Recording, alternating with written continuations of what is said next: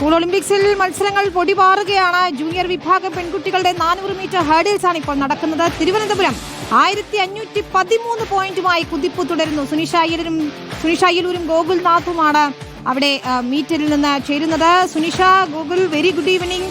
മത്സരങ്ങൾ എത്രത്തോളം ആയിട്ടുണ്ട്? ചില പരാതികളൊക്കെ ഉയർന്നുവെങ്കിൽ പോലും ഇപ്പോൾ ഹേർഡിൽസ് മത്സരങ്ങൾ ആവേശത്തോടെ തുടരുന്നു അല്ലേ?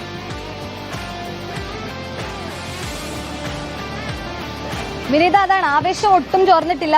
ചില പരാതികളൊക്കെ പല ഭാഗങ്ങളിൽ നിന്നും കിട്ടുന്നുണ്ടെങ്കിലും ഇവിടെ നടക്കുന്ന മത്സരങ്ങൾക്ക് നിലവിൽ മറ്റ് ആവേശക്കുറവൊന്നുമില്ല. നല്ല എനർജറ്റിക് ആയി തന്നെ ഈ മത്സരങ്ങൾ നടക്കുന്നുണ്ട്. ഈ പറഞ്ഞതുപോലെ ഇപ്പൊ 400 മീറ്റർ പെൺകുട്ടികളുടെ, ജൂനിയർ പെൺകുട്ടികളുടെ ഹഡിൽസ് ആണ് നടന്നു കഴിഞ്ഞത്.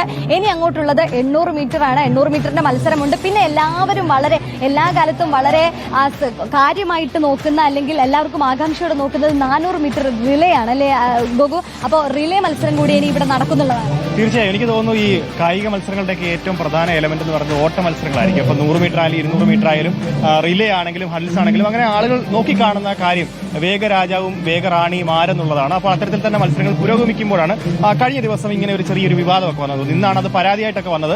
UP സ്വദേശിയാണെന്ന് തോന്നുന്നു അല്ലേ? പ്രായത്തിൽ അതൊക്കെ വിട്ടുകഴിഞ്ഞാൽ നമ്മൾ പോയിന്റ് നിലയാണല്ലോ ഏറ്റവും കൂടുതൽ ആളുകൾ നോക്കുക അല്ലെ? അതിൽ നോക്കുമ്പോൾ വിനിത ഒരു രക്ഷയില്ല. 1513 പോയിന്റുമായിട്ട് തിരുവനന്തപുരം അങ്ങനെ ഓട്ടി പോവുകയാണ്. ബഹുദൂരം അത്ലറ്റിക്സിൽ പാലക്കാടിന്റെ വലിയ മുന്നേറ്റമുണ്ട്. ആ മുന്നേറ്റം കഴിഞ്ഞ കുറേയേറെ വർഷങ്ങളായി നമ്മൾ കാണുന്നതാണ്. അപ്പൊ ഈ 67 വർഷത്തെ ചരിത്രമുള്ള ഈ കായിക മേളയുടെ കുറേയേറെ വർഷമായിട്ട് എനിക്കൊന്നൊരു 30 പതിറ്റാണ്ടോളം അല്ലേ ആ സമയത്തോളം 17 സ്വർണവുമായിട്ട് 142 പോയിന്റോടെയാണ് പാലക്കാട് മുന്നിലുള്ളത്. മാത്രമല്ല ഒരുപാട് മീറ്റ് റെക്കോർഡുകളാണ് പിറക്കുന്നത് അല്ലെ?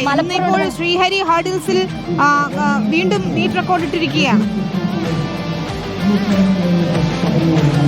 അതാണ് സാധാരണ രീതിയിലെ കഴിഞ്ഞ ദിവസം വിദ്യാഭ്യാസ വകുപ്പ് മന്ത്രി തന്നെ പറഞ്ഞൊരു കാര്യം. കഴിഞ്ഞ മത്സരങ്ങളിൽ, അതായത് കഴിഞ്ഞ സംസ്ഥാന കായിക മേളയിൽ 9 മീറ്റ് റെക്കോർഡുകളൊക്കെ ആയിരുന്നു ഉണ്ടായിരുന്നത്. പക്ഷേ ഇത്തവണ നോക്കുമ്പോൾ ഏതാണോ മത്സരം അതിലൊക്കെ മീറ്റ് റെക്കോർഡുകൾ ഉണ്ടാകുന്നു എന്നുള്ളതാണ്. എനിക്ക് തോന്നുന്നത് ഏറ്റവും അധികം കഴിഞ്ഞ ദിവസം നമ്മൾ ഇവിടെ നിന്ന് 200 മീറ്ററിന്റെ ഈ ഓട്ട മത്സരം എടുക്കുകയാണ്. പക്ഷേ എല്ലാ വിഭാഗത്തിലും അവരിങ്ങനെ റെക്കോർഡുകൾ തിരുത്തുന്നു എന്നുള്ളതാണ്. അങ്ങനെ ഒരു റെക്കോർഡുകളുടെ ഒരു പേമാരി കൂടി ഇത്തവണ ഉണ്ടായിട്ടുണ്ട് എന്നുള്ളതാണ്. പക്ഷേ അതിന്റെ കൂടെ എനിക്ക് തോന്നുന്നു വിനോദ ഒരു കാര്യം കൂടി പറയണം. നമ്മൾ ദേവപ്രിയക്ക് വീട് വെച്ചു കൊടുക്കാൻ നമ്മളുടെ ഒരു ഇടപെടൽ ഉണ്ടായല്ലോ, അതുപോലൊരു പദ്ധതി കൂടി വിദ്യാഭ്യാസ വകുപ്പിന്റെ ഭാഗത്ത് നിന്ന് തന്നെ ഉണ്ടാകുന്നുണ്ട് എന്നുള്ളതാണ്. അതായത് ഇനി കായികമേളയിൽ പങ്കെടുക്കുന്ന കുട്ടികൾ മീറ്റ് റെക്കോർഡ് നേടുന്നതോ ഗോൾഡ് മെഡൽ നേടുന്നതോ ആയ കുട്ടികൾക്ക് വീട് വെക്കാൻ വിദ്യാഭ്യാസ വകുപ്പ് ഒരു പദ്ധതി കൊണ്ടുവന്നിട്ടുണ്ട്. കുഞ്ഞുങ്ങൾക്കൊരു വീട് എന്നുള്ളതാണ്. ആദ്യഘട്ടത്തിൽ 50 കുട്ടികൾക്ക്, അതായത് അർഹരായ 50 കുട്ടികൾക്ക് വീട് നൽകും. അതിനുള്ള സ്പോൺസർമാരെയും കിട്ടിയിട്ടുണ്ട്. ഇനി അങ്ങോട്ട് അത്തരത്തിലൊരു കാര്യം കൂടി കായികമേളയിൽ നടക്കുന്നു എന്നുള്ളതാണ്. കായികമേള എന്നതിനപ്പുറം മറ്റൊരു തലം കൂടി അതിന് കിട്ടുന്നു എന്നുള്ളതാണ് അല്ലേ ഗോകു? തീർച്ചയായിട്ടും. അപ്പം ഒരുപാട് പേർ ഒരുപാട് ബുദ്ധിമുട്ടുകൾ അനുഭവിച്ചു വരുന്നവരുണ്ട്. അപ്പൊ പ്രത്യേകിച്ച് ഈ കായികമേളയുടെ കാര്യത്തിലേക്ക് വരുമ്പോൾ കുറെ കൂടെ ചെലവേറിയ